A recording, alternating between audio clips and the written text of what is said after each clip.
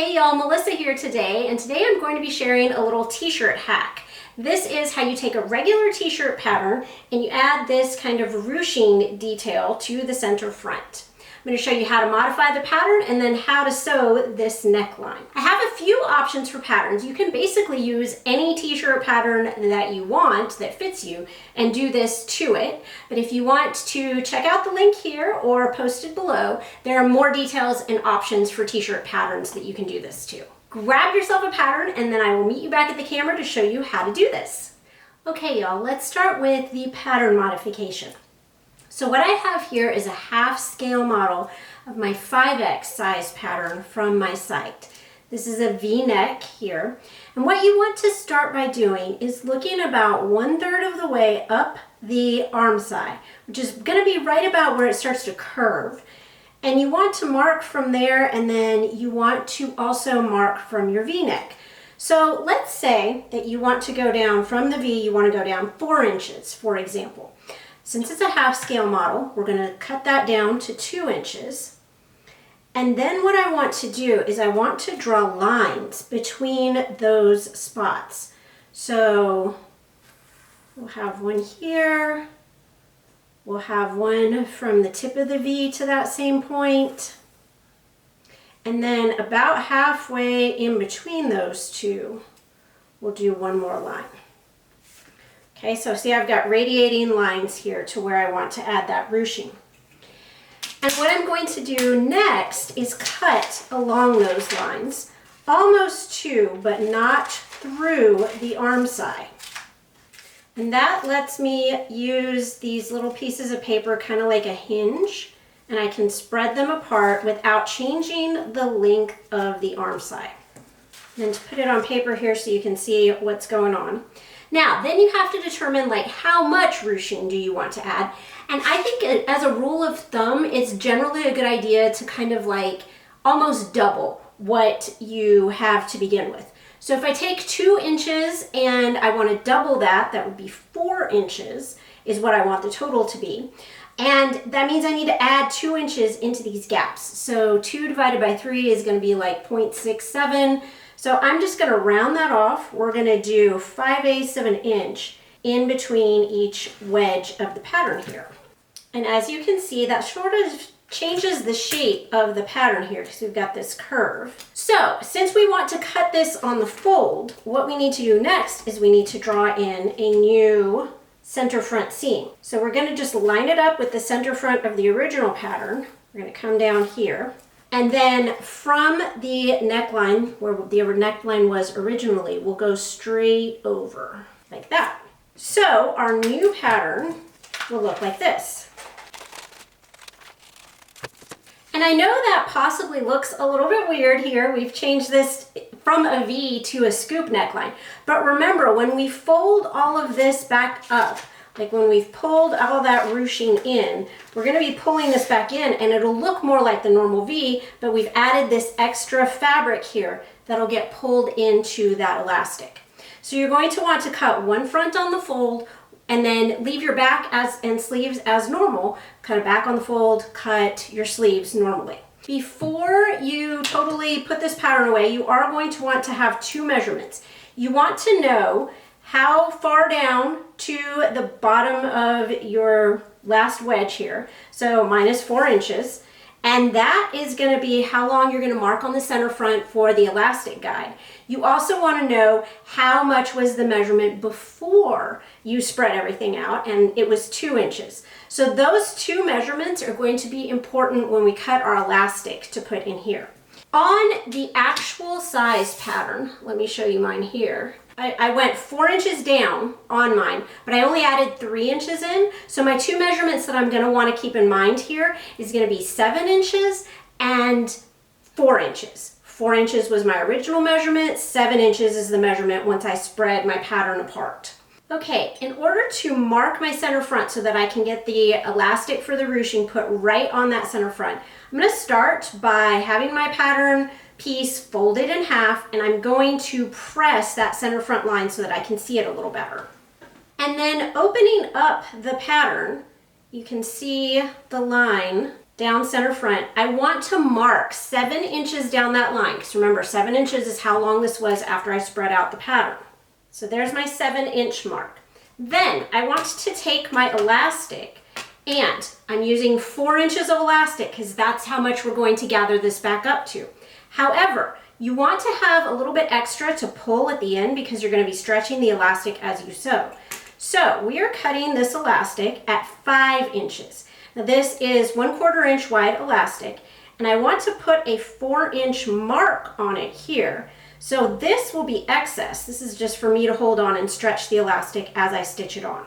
And then what we're going to do is we're going to put the elastic right on that center line.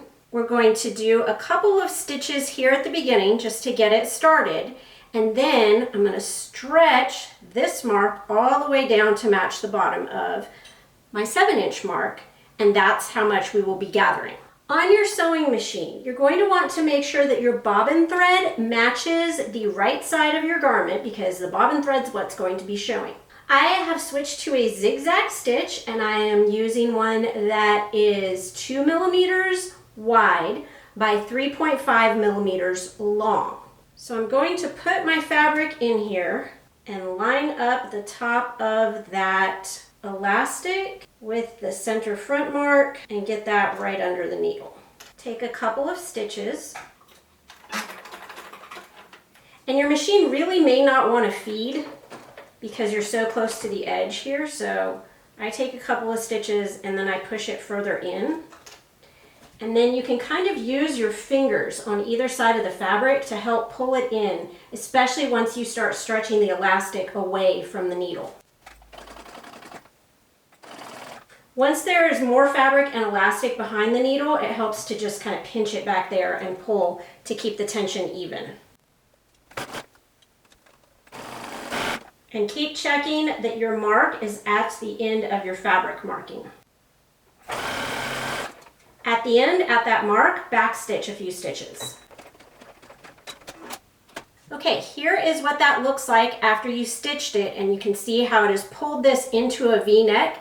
And to be clear here, the one I'm making here is a little bit lower on the V than the one I am wearing. So you might notice that that looks more steep here. I did that on purpose.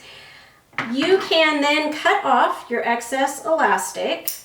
And we're going to go ahead and sew the front to the back at this point across the shoulder seams so that we can finish up the neckline.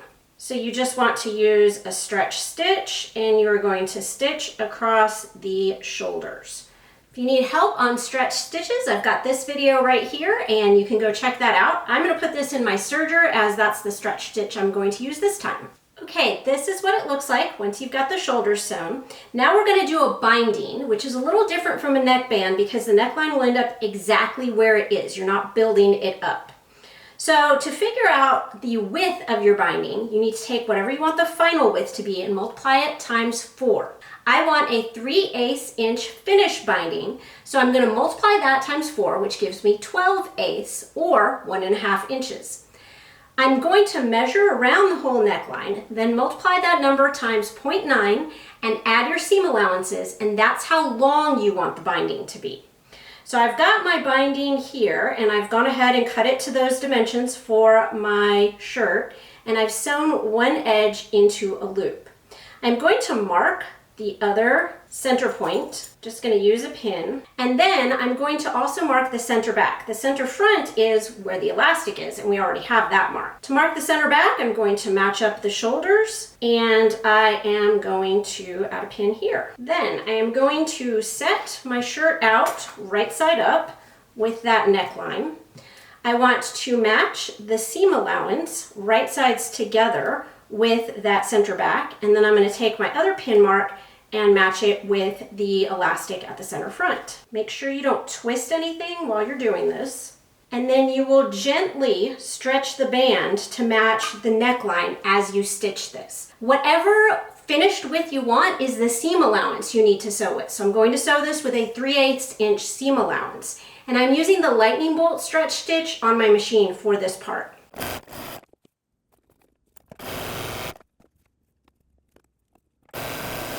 Here's what that looks like when you finish the first pass of stitching.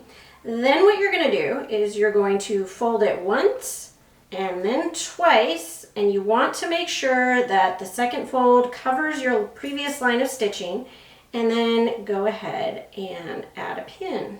And you want to do that all the way around. I kind of like to start with the seam lines and the center front and center back, and then I go around and match stuff up in between. Once you have the binding pinned all around the neckline, you do want to double check on the right side that you've got kind of a consistent width to your binding all around. And you are, of course, going to want to pull those pins as you stitch. You can choose a lot of different stitches to do this. You can use a twin needle, you can use a cover stitch. I'm going to use a zigzag stitch, and I'm going to set it to 3 millimeters wide and 3.5 inches long. And I'm going to set my zigzag so one side of the needle lands on the shirt and then the other side lands on the binding, and go around that way.